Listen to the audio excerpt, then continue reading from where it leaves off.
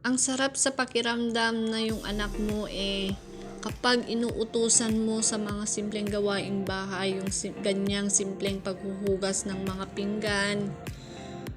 Ang sarap sa pakiramdam na okay lang sa kanila na utusan ko, and alam mo, bilang isang magulang, hindi ko iniisip yung sasabihin ng iba kapag makikita nila yung mga anak ko na gumagawa ng mga gawaing bahay.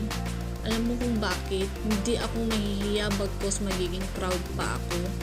Kasi ang mga batang marunong sa mga gawaing bahay, magiging responsable yan paglaki nila. Hindi sila mahihirapan pag yan umalis sa poder ng mga magulang.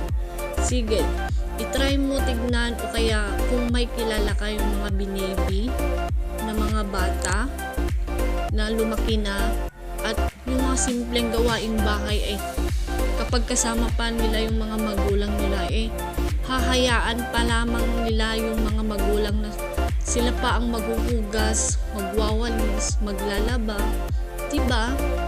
Kaya proud ako sa mga magulang, and saludo ako sa mga magulang na hinahayaan at tinuturuan yung mga anak habang bata pa sila sa mga gawaing bahay. Kasi pag yan umalis sa poder natin, ang mga batang yan, naku, hindi sila mahihirapan, magiging responsable pa ang mga yan, kasi sa simple pa lamang kaya na nila.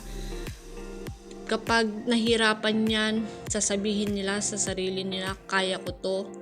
Kasi sa simple pa lamang bata sila, marunong na sila.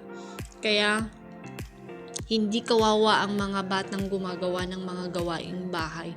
Yan ang nagiging pundasyon nila paglaki niya. Magiging malakas pa sila, magiging independent, and magiging thankful pa sila paglaki nila. Kaya, good job, kiddos.